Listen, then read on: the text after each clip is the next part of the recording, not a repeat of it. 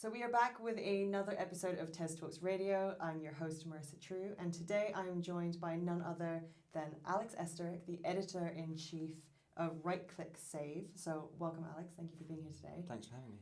And thanks for actually being the first person for our in-person studio, because typically we do this online. So yeah, welcome to our soundproof bunker. It's good to get out of the house. Into a basement. So today's conversation, we're going to delve into the blockchain art world and essentially what Right-Click Save is working on and how it plans on educating a lot of people and sparking key discussions around the technology and art space. So firstly, we'll dig into your personal story. I'd love to ask, what is your origin story? What is your background? And what brought you, to where we stand today? That's such a generous question. I love the idea of having an origin story. It's so self-aggrandizing. Probably the most relevant place to start, I edited at a magazine called Flash Art, which is an old and ongoing contemporary art magazine, which started in '67 and published the Arte Povera Manifesto. And in 2016, they asked me to curate an edition on AI. And that was the first time I was exposed to a lot of the artists who are kind of becoming big now and concepts surrounding the digital and so forth. So I started a column in 2020 called The Uncanny Valley, and that's on Flash Art Online, and that's ongoing as well. And that was designed to fill a void which I felt existed perhaps between mainstream contemporary discourse and new media. And those two markets and fields had sort of self-segregated for a long time, quite successfully. And so you had projects like Ars Electronica, which existed entirely separately and outside of the mainstream contemporary art world. But what the NFT did by marketizing digital art was, I think, this is a bet, but I'm assuming irreversibly brought together mainstream contemporary market and this new NFT space, crypto world of collecting and so forth. So yeah, that was... So what was your first actual instance or experience with NFT technology or the blockchain art space?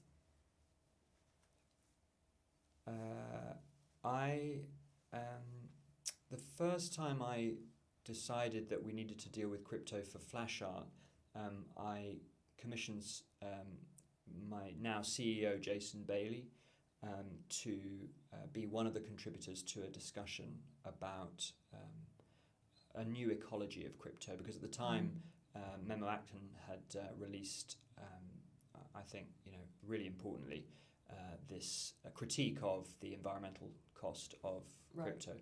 And that obviously got a lot of attention at the time, and Memo kindly joined this panel we did. Anyway, so that was about 18 months ago now. That, I guess, was my first meeting with Jason, who is better known as Art Gnome, a big collector, but also a big writer and student and scholar of crypto art. And indeed, he defined crypto art way back when. And so for me, it's been a great experience getting to know that community, but also with the Ethereum merge having just happened, it's kind of an amazing watershed, because for me, I guess I came at crypto with skepticism, and I maintain that skepticism, and Right-Click Save does. But I think a lot of the perhaps the primary argument on the part of the layperson, on the part of mainstream contemporary art, traditional art institutions against NFTs has been this problematic environmental cost. So that's a big change, and I'm kind of interested to see where everything goes. So then, when it came to a chain like Tezos, which is proof of stake and therefore requires a significantly less amount of energy consumption, when you encountered the fact that these chains did exist and the art communities on them were thriving, did it rejig your idea of how blockchain-based art could go forward, or did you still meet it with a new kind of critical eye that just didn't rest on previous arguments? Well, the interesting thing I think about Tezos, not to give it free advertising, but I really, it feels like the proof of concept for a successful proof of stake chain, and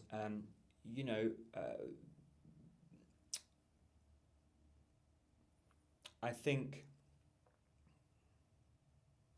what's interesting to me about Tezos in some ways is that Hic et Nunc, which emerged early last year, and subsequent communities following Hic et Nunc on Tezos have, in a sense, reproduced some of the conditions of early crypto art that you saw in the early days of super rare. And of course, I see this on a daily basis because Jason Bailey Artnome was a big collector in the early days, and he's a big collector on Tezos, and he was a big collector at the start of FX Hash, and he was a big collector. I think he was the first collector on super rare. So for me, it's been very exciting to see the in some ways, these new communities perhaps iterate on what those early Ethereum communities were doing. Right. And of course, I think the merge poses a challenge from a superficial standpoint to Tezos. But what Tezos has is this extraordinary array of and global set of communities which are interconnected. And we did a text for Right Click Save on this idea of digital geography. And so I think, crypto art is, I think, and certainly I think Jason would agree with this, is a global movement for radical inclusivity. And of course, as commerce and invaded the NFT space on Ethereum, and with the NFT explosion last year, I think, shall we say, perhaps the kind of egalitarian roots of crypto art were obscured, and of course that coincided with a lot of those early crypto artists making a lot of money. So all the power to them. But I think for me, you can either treat crypto art as a moment in time, or you can treat it as a set of principles towards a more global. But using the word global sounds rather neoliberal and capitalist. I think that the principle of having different communities interacting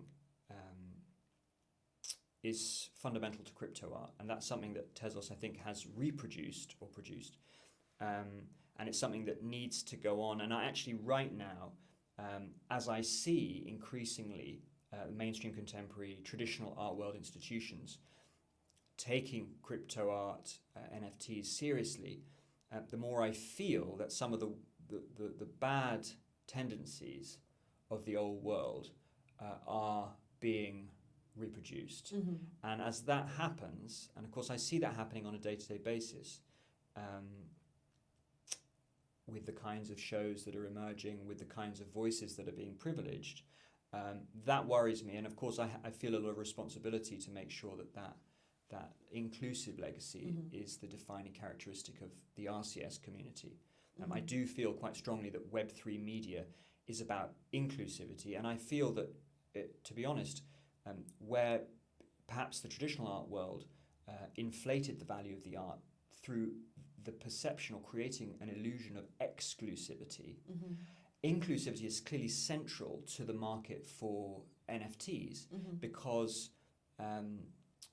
artists support one another, artists are collectors, artists are new kinds of artists, artists are engineers. We have these new hybrid artists.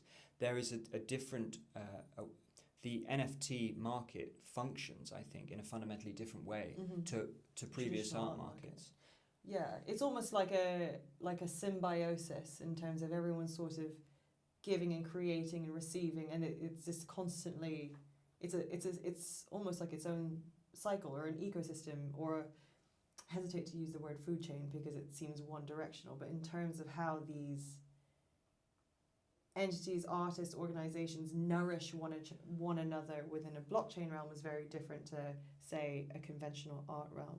But to take the conversation back slightly, you said that you err on the side of skepticism when it comes to blockchain technology, which is what helps give you kind of the teeth of your journalistic practices when it comes to Right Click Save. But obviously Right Click Save is very much a platform that enables a lot of critical dialogue to do with the space.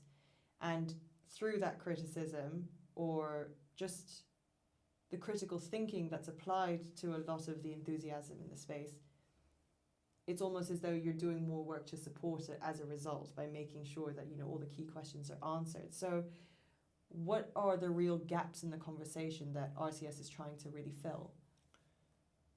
So I appreciate that your question, because I certainly I would say that perhaps the initial purpose of Right Click Save was to start or at least bring to light conversations that hadn't previously been had in the NFT space.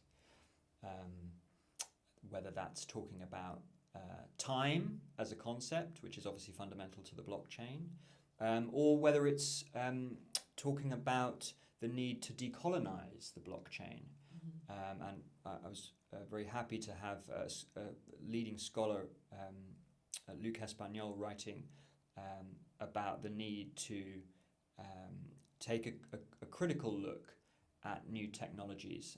I think there's always a sense with new tech paradigms that this is the answer to all our problems. But the question then becomes, who is us? And I think one of the privileges of being relatively early to Web3 is to have the lessons of Web2, which has become this kind of really this sort of authoritarian corporate regime. How does one produce a new tech ecosystem which does not reproduce those old structures? Of course, principally those are hierarchical structures, and blockchain, again, once again in principle, if not always in practice, militates against hierarchy. But I think, to cut a long story short, I think I'm very preoccupied with the idea that blockchain, NFTs, smart contracts in particular, could become a neo-colonial tool. And I say that particularly with smart contracts because I think one of the particular points that I'm fascinated with about them, and this is something that Charlotte Kent published on Right Click Save earlier this year, is the idea that smart contracts automate the future based on the present or the past.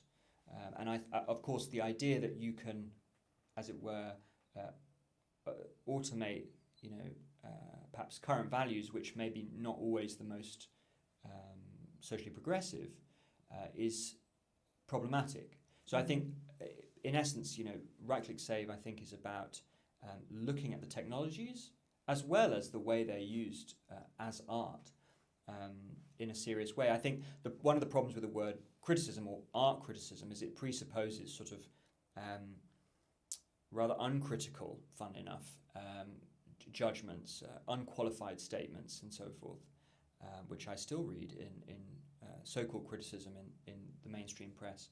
But when I talk about criticism, what I'm really trying to do is to onboard scholars from media departments around the world onto Right Click Save and into Web3, so that they can be the ones to start and lead these conversations. I want the people who are doing the research to be the ones who are shaping the terms by which Web3 is judged. And of course, to narrow that conversation to artists, as we've seen in the last year, this explosion of interest in generative art specifically, which has a long history back to the 50s, for me it's been very important to allow the generative artists the room to, in a way, dictate the terms by which their art is judged critically, if that makes sense. Because, I think the days of folks like Clement Greenberg and Michael Fried, in a sense, constructing a critical apparatus by which the work of artists is judged, it feels, very problematic, and obviously always was. And as we start, I think, what is a new art world, we have to reflect on what didn't work last time, Right. but also, perhaps most problematically, we have to also ask ourselves on a daily basis how we are iterating new biases and oppressions, which of course is what happens all the time. I mean, I think there's a lot of layers to what you're saying, because what it comes down to is right-click save, on the surface of it, is really focusing on, new and emerging art mediums and the conversations that are taking place within those spaces, especially as it relates to things like blockchain technology. But in that, we're applying almost like a political philosophy or a political lens onto what the implications are of how we behave in an art realm may reflect how we behave elsewhere in terms of how we interact with one another and how we relate with one another, especially as it relates to market-based structures. And then you've got this idea of new and emerging artistic mediums, and I mean, in many ways generative art isn't new, but the focus on it very much is. Generative art wasn't really appreciated for the complexities that it has until it really hit the blockchain community. And as you said, Right-Click Save is looking to give the artists who are creating this work the voice to set up the parameters on which they are evaluated and judged and appraised. So again, we're coming back to this idea of this like symbiotic loop of how these different entities interact with one another. And lastly, I think a conversation I've had multiple times on this podcast is this idea of how just because we have new technology to experiment with doesn't mean we are immune from the dangers of replicating old social structures onto it. I mean, if I can just interrupt, I think one of the really interesting things about artists who work with technology is that in the past, I think there's been two schools. There have been artists who've kind of fetishized the technology and I guess tried to push the technology as far as it would go. And there are artists who try to mess up the technology and try to reveal its problems and mess it up basically and critique it and so forth. And but one of the things, and I always use the example of Stephanie Dinkins because I think she is the best example I can think of right now of an artist who in many respects is leading the conversation about technology. And she does work producing using small data to produce disruptive and creative algorithms. But what's interesting is that she's been working in this way for a long time, but it's only in the last year working creatively. But I think it's important to stress that actually I want these markets to be fruitful and to create equity, but I also hope that people realise that these artists are actually a different kind of generation of artists, and that they're perhaps the people best placed to produce progressive technologies. And this goes back to what you were saying very early on in our conversation, which is that many of these conversations are actually quite siloed. This relationship with technology, and then a relationship with art, and then digital art, but not really in how this is an all-encompassing sphere, and we kind of need to address it as a whole rather than the sum of its parts. But then in terms of this idea of representation and inclusivity that we're touching upon, how does that factor into your design of the community of people, or the community of voices that exist on Right-Click Save? Like, how do you curate the people that contribute to this platform and make sure that their voices are heard over, say, this homogenous, non-representative, kind of obtuse voice? Yeah, I mean, I don't want to make generalizations, but often the loudest voices and sometimes the most successful voices in the NFT space, if they were allowed to dominate the conversation every week, would not produce the kind of inclusive community of voices that we're looking for. I think one of the things we always set out to do at the start was to be a nexus for different communities. So I think it's perhaps a better way of thinking about this from my perspective is when I consider a problem, what community is this artist or writer coming from? And at that point, it's that it's very clear to me which communities we're not serving, and which communities need to be privileged over other communities. And can you dig into that for me? Possibly not in a way which is not controversial.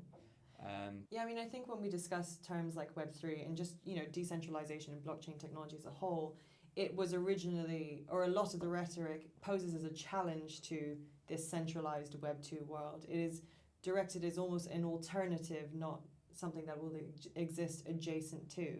But then do you think, as a community of developers and artists and creators, that we are self-aware enough at this stage to prevent the replication of, these old practices that haven't served us, and are we doomed to repeat our mistakes just on new technology? We did a text, a conversation between a very, very incendiary artist called Paolo Cirio, who specializes in critiquing systems of power, particularly financial systems, and Max Haven, who's a scholar who wrote a book called Art After Money, Money After Art, which was Max believes that, in a sense, art can never exist outside of capitalism. And for me, if you accept that, and I accept that, the question is then, how do you create an ethical art market rather than perhaps an art world which exists away from capital flows? And of course, the NFT in many respects makes the idea of another world, or an outland, or an off-world, inconceivable. And for me, I think RCS is a political, progressive, and hopefully ethically grounded project. It's not apolitical. And I think the idea that contemporary art or the history of art has been, as it were, an apolitical domain is really a classic example of white supremacist ideology. And that is something, of course, I'm very sensitive to. And once again, and I feel that it is true that the NFT did one thing, which is it really, in principle, if not always in practice, allowed a load of digital creators who previously weren't able to sell for the same level as a institutionally trained fine artist, a level of parity they previously hadn't happened. And I'm very keen to see that continue and grow. And so, but in order for that to happen, I think that the mainstream art world has to realize that the art world just got a whole lot bigger. And we're living in an expanded field of art. Whether that is problematically attached to commercial priorities, I can't deny. I think the question now is not so much do we need artists or do we need commercial artists? The question is we need ethically minded artists who accept commerce as an inherent part of this ecosystem. And I think a lot of the artists, working in Web3, accept that every work of art, in a sense, is a financial vehicle, and that is a fundamentally positive thing, I think. But it of course it also leaves artists subject to pump and dump schemes, to the kinds of bad habits that of course the mainstream finance specializes in. Yeah, like the hype practices that we actually see day in and day out. But I think the core narrative that existed over the past year was exactly how NFTs were able to provide a sustainable means of monetizing art for independent artists. It was this this financialization of their work and their ability to finally capitalize off of something that they probably wish they could have capitalized on for years prior, from the moment they decided that art was a point of focus in their life. But then when we talk about this notion of ethical artists and the onus of responsibility, there are so many players in this game that to put a lot of emphasis of this responsibility on the ethical artist, does that absolve the institutions of their responsibility, or what do they need to be conscientious of as they start to integrate themselves into this space when we see this traditional art world and this NFT art world merging together. Oh, I didn't mean to put the onus for ethics on the artist. Okay. Although it would be fair to say that historically artists have tend to be the most ethical actors within a financial ecosystem. One of the interesting things that Max Haven says is that in recent years, not only has art become more financial, but finance has become more cultural. And I think the NFT crystallizes this kind of merging of the two. I don't know if that answers your question, but yeah, it does. But to just expand the question further, how can institutions basically make the same sort of considerations and the same arguments? Because I think when it comes to institutions, to use the term they loosely, because that would imply that they're sentient, but they often sit above this idea of ethical thinking or ethical practices, because they have their objective, which is typically financial gain, and the morality behind it is secondary. So how do we make those institutions more fundamentally aware of their considerations and how they need to potentially alter their practices as they engage in new spaces? I think you're seeing in Web3 already, but also I think with the ascent of Gen Z, I think a much more critical approach to corporate behaviors, quote unquote values, so I think that's a question that in many respects goes for all institutions. I think from the perspective of right-click save, in some ways the most we can do is to foreground these problems, not in an apathetic sense, not to say, oh, these are the problems, now go and deal with them, but to kind of keep watch. And I think that the simple reality is that a lot of these, I think a lot of informed criticism has only emerged really in the last year. Generally speaking, I think the criticisms that folks labelled at NFTs prior to that were generally rather lazy. Mm-hmm. And I one of the interesting things about this year with the crypto crash is that, I think a lot of the hype has drained out of Web3 in the NFT space. And as a result, it's created the conditions for people who are committed long term to building a more hopefully ethical infrastructure, both technically and also critically from my perspective, is that we've had a bit of time to address some of the questions that were previously being ignored. Mm-hmm. All of a sudden, with the hype gone, I think a lot of people realize we actually need some kind of critical structures by which to value art as more than just a speculative vehicle. Mm-hmm. And so that's what I feel. I'm not saying necessarily right-click save has a particular market that it's looking to create or fashion, but I know I want a more critically minded Web3, that's for sure. Yeah, I think when it came down to just general hype around the blockchain space, it allowed people to have surface level criticisms of it, because the hype was also surface level, so you didn't really need to dig that deep. But the thing about developing more nuanced criticisms around this space is that we are all collectively still very much in the building phases of this technology, and therefore the arguments that are arising or the criticisms that are arising are kind of as we go along, so we can course correct as we go. But then who is there to sort of safeguard these developments and make sure that we stay on course? Because again, the principle is decentralization. There is no sort of central governing body or security guard or ethical, ethics officer or prime morality officer kind of thing. So how do we, as a collective, make sure that we are on the right path, rather than kind of all getting ahead of ourselves in a new wave of excitement and then, again, recreating just old structures that didn't serve us? I think part of, I guess, my job is to observe what I see around me.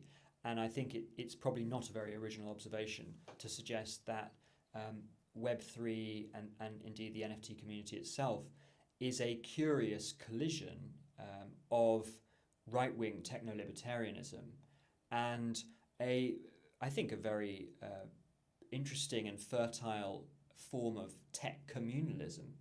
And I think in order to understand Web3, I think you have, and perhaps the next stage of neoliberalism, one has to, I think, come to terms with this kind of collapsing of old politics which previously existed separate, because in a context in which a work of art becomes a financial vehicle, that actually stands to benefit the artists in a way that the old system did not. So for me, I mean, since 2008, there's been a lot of talk about the squeezed middle class, and the growth of the precariat, which is to say a class of precarious workers, which might have included a vast swathe of labourers, including cultural labourers. And so I think for me, one of the interesting things about NFTs, if we just focus on that, is that at least in principle, if not in practice all the time, it is a kind of solution, because the class of cultural labourer that was previously ignored and not being paid enough was often a digital creator working as a digital illustrator or a game engine designer, whose work was not regarded as art; it was regarded as commercial art. It was paid or unpaid accordingly. So I think the NFT is a very interesting development because, in principle, it creates the conditions for, or it creates the means whereby some of that class of creative labourers who were previously ignored and marginalised can make a living wage, and that's very exciting, I think. Unfortunately, at the same time, what we see in Web3 is the emergence of kind of new monopolies or monopolies over access. But not all marketplaces are bad. And a lot of the actors, who are developing marketplaces, thinking just closest to mind, someone like James Morgan at Known Origin, was fundamental to developing a royalty for artists. Now, in the old art world, the legacy art world, as I like to call it, perhaps too much, the artist resale rights contract was a conceptualist conceit. It was a rather beautiful, eloquent or elegant aesthetic legal contract and concept, but it never gained wholesale currency. But now 10% royalty is really a minimum requirement for marketplaces in Web3. That's a remarkable shift. And if you couple that with the merge, there are things that happen on a systemic level in Web3 which were inconceivable in past legacy systems.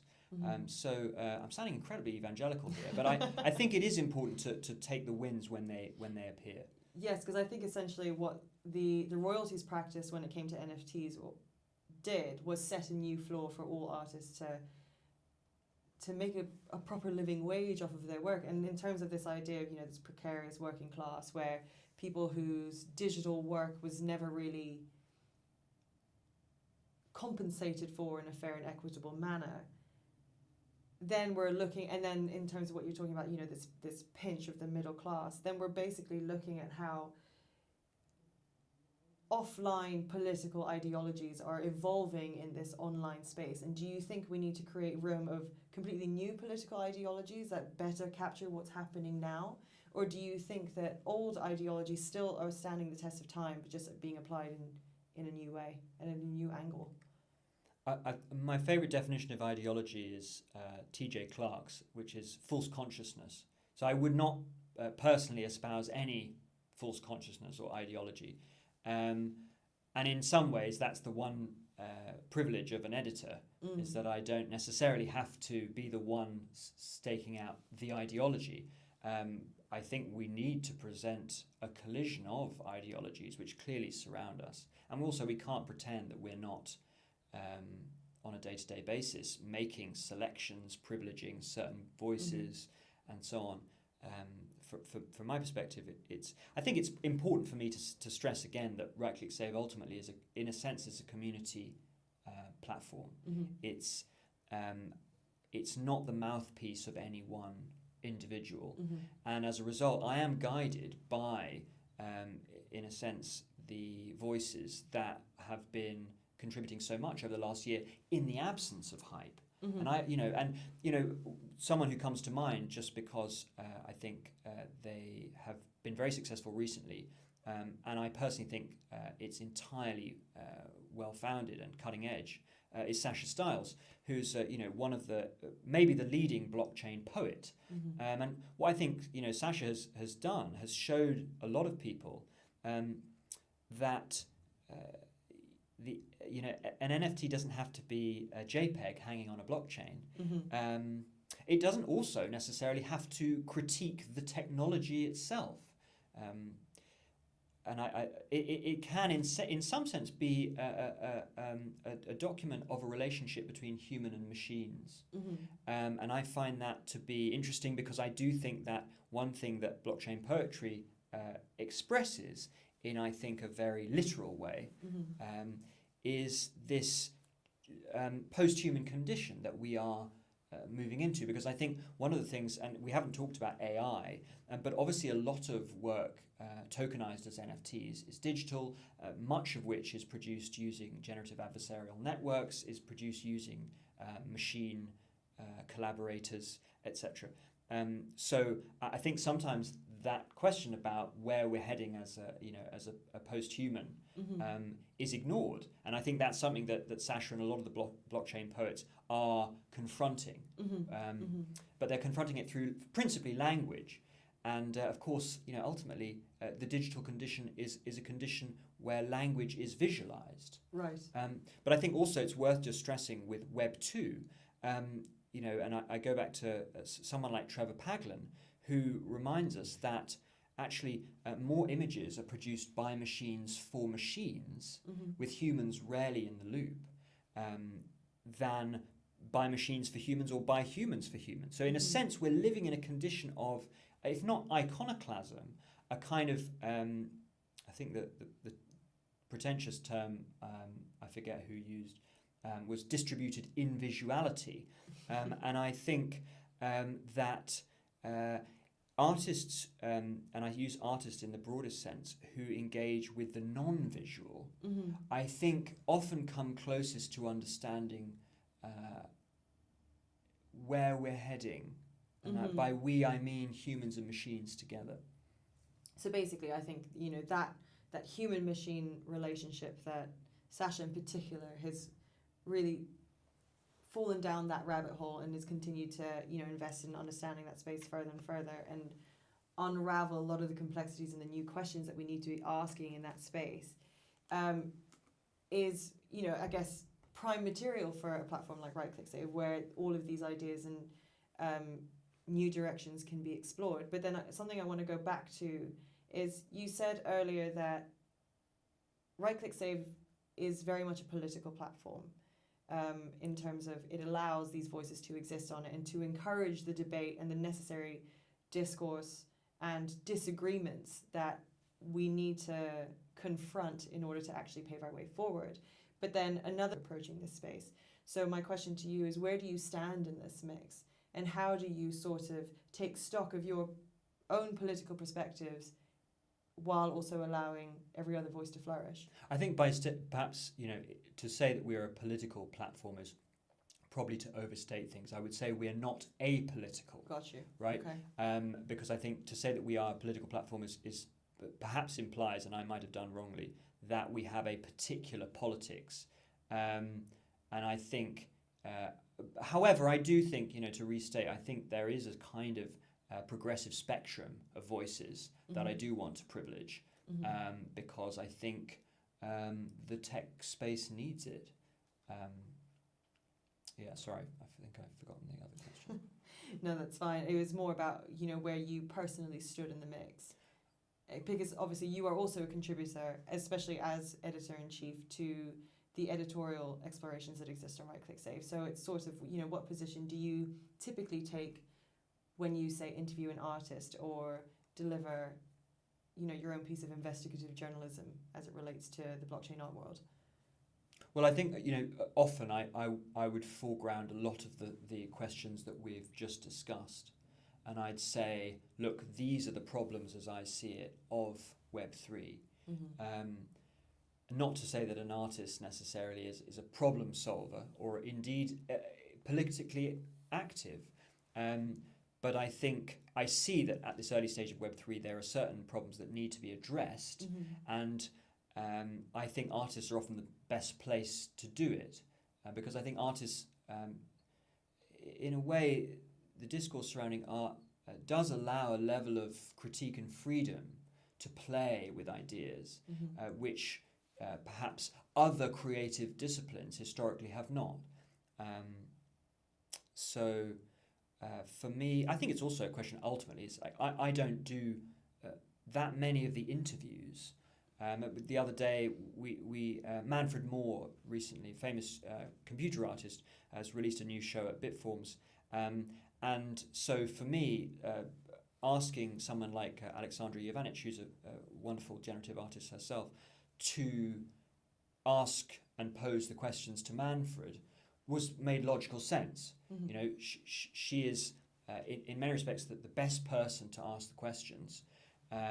We had two generations talking across these problems.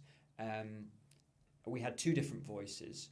And for me, once again, two generative artists means that the language those artists are using becomes the language by which their art is valued or Mm-hmm. evaluated. Mm-hmm. So for me, in a sense, that text is a good example of the kind of platform I want to run. And I would hopefully adopt the same level of sensitivity and analysis to who we select Mm-hmm. on any commission.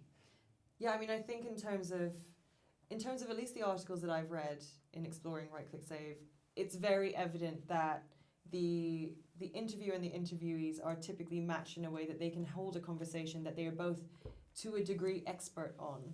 And so it becomes this very cerebral and in-depth conversation about their specialty in particular. But then in terms of looking at RightClickSave as this educational platform as well, how can we bridge that to the mainstream where, we're not creating intense academic discussions that still shut out, the people who are looking to fundamentally understand why they need to pay attention to this emerging world and see whether they want to participate? I think that's the billion-dollar question in a way. I think one of the things also one has to acknowledge it if one runs a text-based platform is that people don't read in the same way that they used to. People scan and people don't have time and they don't have the attention. We're conditioned in a way to jump between media. And so, one of the things that we do increasingly is perhaps the key points of a particular speaker or writer are put in a pull quote. So that if you're scrolling on your phone on the tube, you can get the essence of the article. I do sympathise with readers. But I also think it's really important that Web3 has a place where the community can, which the community can trust, is an authoritative space, Mm-hmm. one which bridges the world of media scholarship with the court of public opinion. Mm-hmm. I think I want to stress, we just started this thing called the RCS Network, which is our attempt to onboard scholars of art and technology into the discussion surrounding Web3 and to publish scholars. We already publish scholars already, but I think to make that kind of rigorous and imaginative approach a prerequisite Mm-hmm. for Web3 discourse Mm-hmm. that's in some respects as good as we can do. Right. And I would also just say, if it hasn't come across, although I do commission a lot of articles, we have a very large community section, which is in a sense a grassroots platform. So we get commissions and pitches from members of our community, and as much as possible we will publish them, because of course that is in a sense the truest to the spirit of Web3. Of course, I should say I also get a lot of shilling. And, right. That was going to be my next question exactly, which is if you offer this grassroots movement or this organic movement, as it were, you open up avenues to a lot of self-promotion. And if there is anything that the blockchain space is not shy of, it's shilling culture. And so it's how you combat that with an editorial eye. I personally think that we, in many respects, we are one of the most developed shillers or shilling mechanisms, because whilst it may not be overt, all of the artists that we platform on Right Click Save hopefully benefit from the exposure that's provided. Not only the exposure, but actually hopefully a critical lens, which might differentiate, some coverage on Right Click Save from some coverage in the mainstream press, which may not look perhaps sufficiently critically at the art, the technology, and the value system, or plural value systems from which they emerge. I mean, going back to this idea of the mainstream consumer, the person who's reading Right Click Save on their tube in the commute to work in the morning, and the power of the pull-out quote in terms of just breaking it down into something a bit more digestible and easy to comprehend. I think one thing Right Click Save has in its favor is that a platform like it doesn't exist in terms of this almost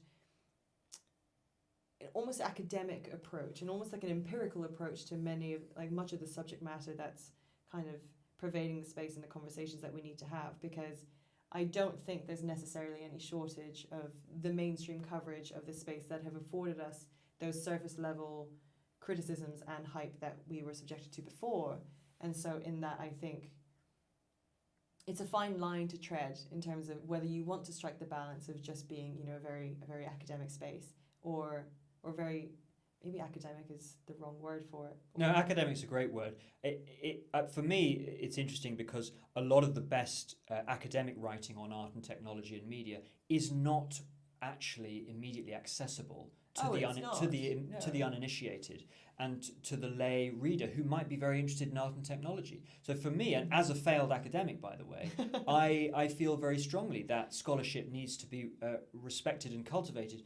But I've always had a problem with the idea that academia is a silo.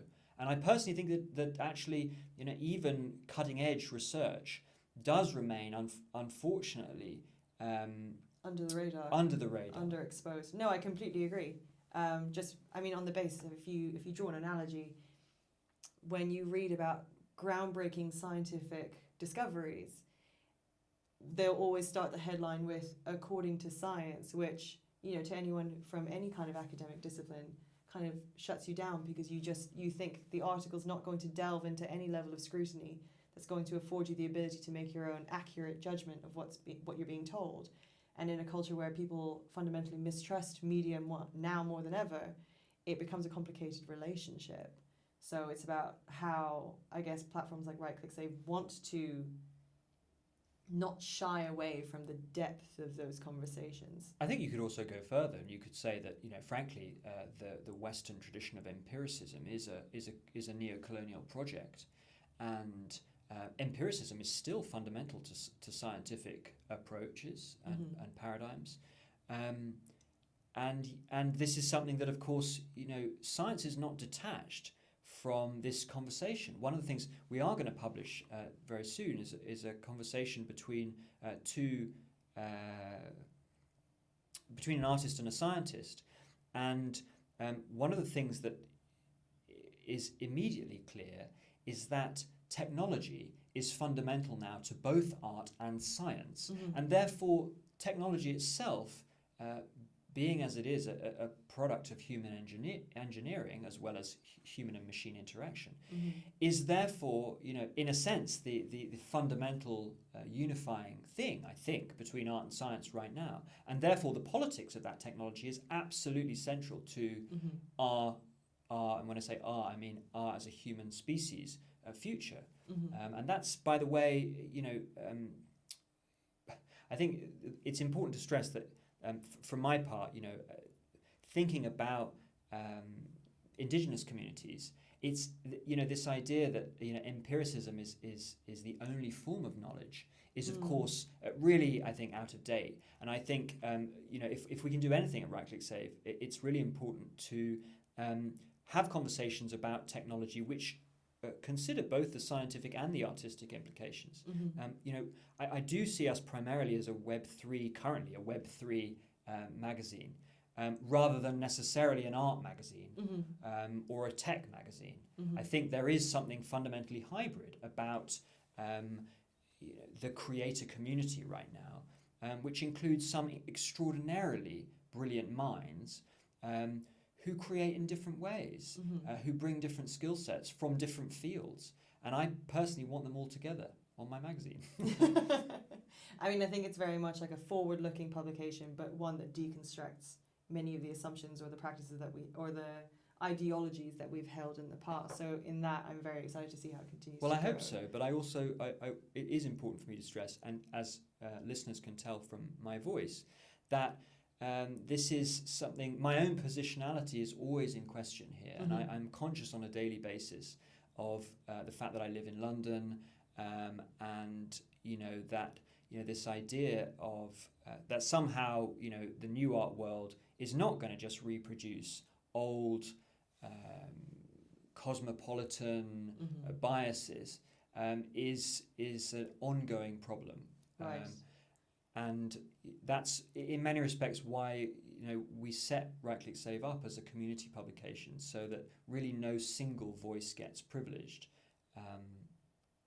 Yeah, I mean, I think it comes back down to this idea of constant self-evaluation and self-awareness, and the fact that that's going to have to stay as fluid as the technology that's being built in front of you. And I think that's something that everyone needs to be conscientious of, not just the creators of platforms like Right Click Save.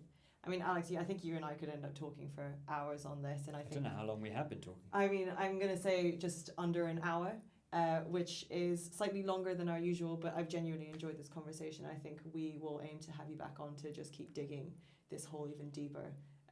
But thank you so much for joining us today. Thanks for having me, Marissa. And we will work together, I'm sure.